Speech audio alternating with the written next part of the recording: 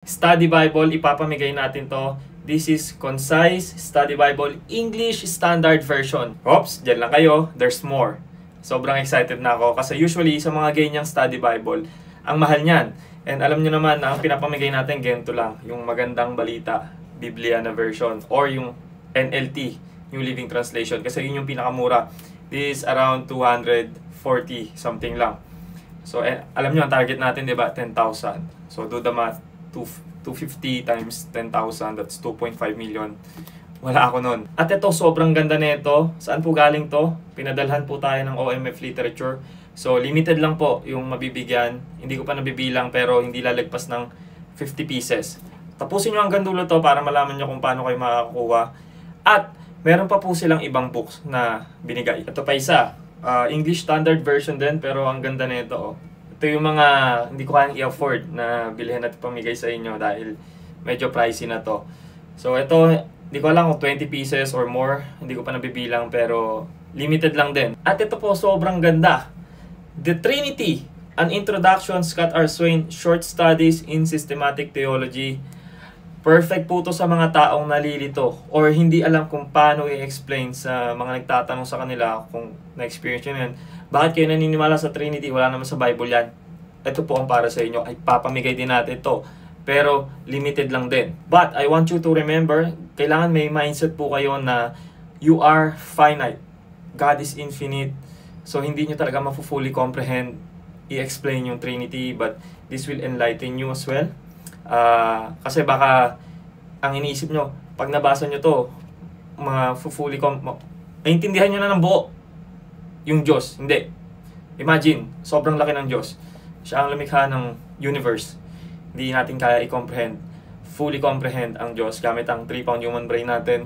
Sabi nga ni Pastor Kerox, para kang langgam na nag-aaral ng computer. Pero magiging helpful to sa inyo, lalo sa mga apologetic na discussion ninyo, sa mga kakilala ninyo. Next is 9 Marks of a Healthy Church, 4th edition. Wow! Grabe guys, sobrang gaganda nito. Thank you so much OMF Literature. But this is also limited. So, pero ang ganda nito para, alam niyo yun, mahirap na. Marami ng false church ngayon, false teachings. So, may equip din kayo, no? Ang dami rin kasi nagtatanong sa akin, tama pa ba tong church na ina-attenan ko?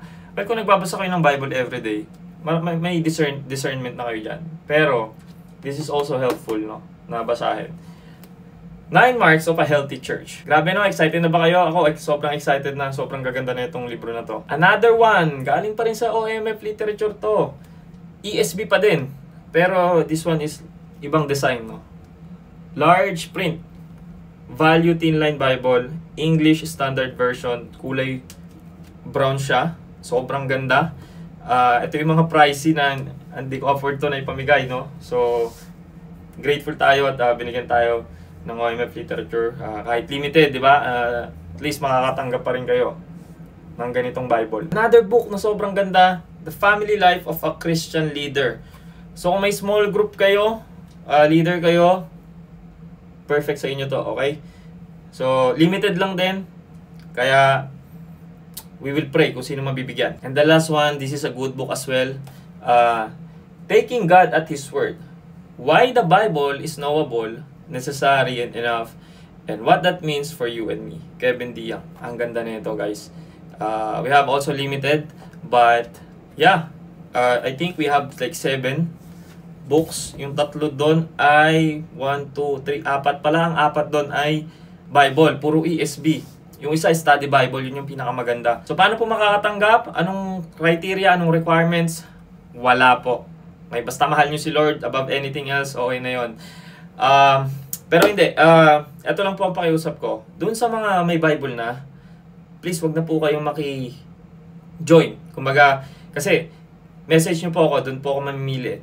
Message sa page, doon tayo mamimili. So kung may Bible na kayo, wag na po kayong so sobrang dami nagme-message sa page, mahirapan talaga akong mamili. I don't know kung paano, but I will pray. Include nyo na lang sa message nyo kung wala talaga kayong pambili. Siyempre, be honest. Dahil naman tayo maloloko dito. Kung lolokohin nyo man ako, alam ni Lord lahat. So, yun lang. But, yung may mga Bible na, pwede po kayo dito sa mga hindi Bible. Tulad yan.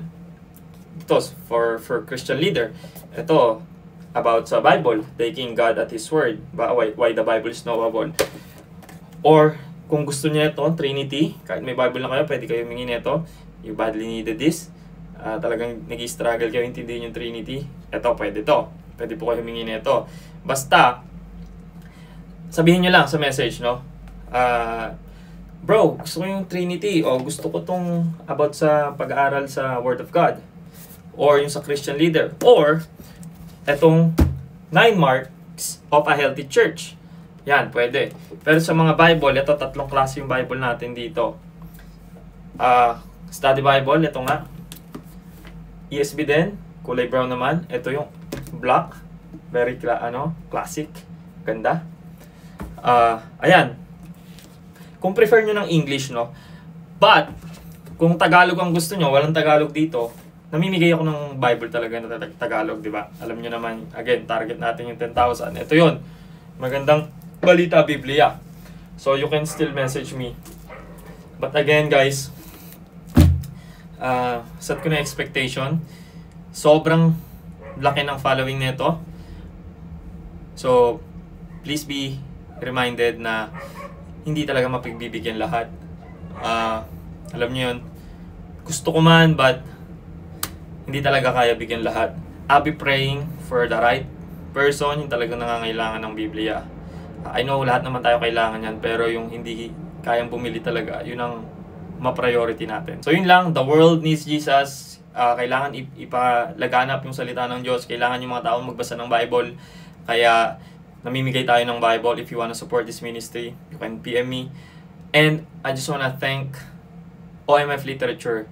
Guys, please support OMF Literature. Kung may hinahanap kayong Christian books, kung namimigay din kayo ng mga Bibles, doon na kayo umorder para masuportahan natin. Siyempre, kapwa Kristiyano natin, kapatid natin kay Kristo, suportahan natin sila. And they are so generous, gracious na magbigay ng mga ganitong klaseng Bible na medyo pricey itong mga to para may pamigay natin. So, let's support them. Let's support each other for the advancement of God's kingdom. God bless you all.